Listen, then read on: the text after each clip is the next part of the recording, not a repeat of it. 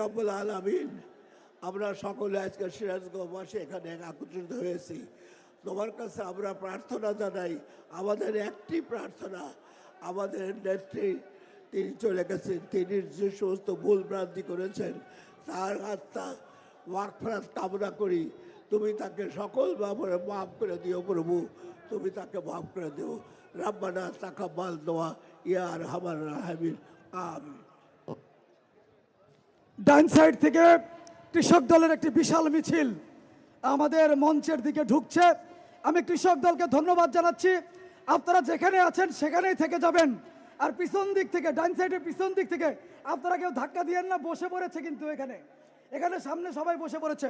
প্রিয় ভাইয়ের আমার, এখন আপনাদের সামনে বক্তব্য রাখার জন্য অনুরোধ করছি পাবনা আসনের 2 আসনের AKM সেলিম রেজা হাবিব ভাইকে তার বক্তব্য দেওয়ার জন্য অনুরোধ করছি।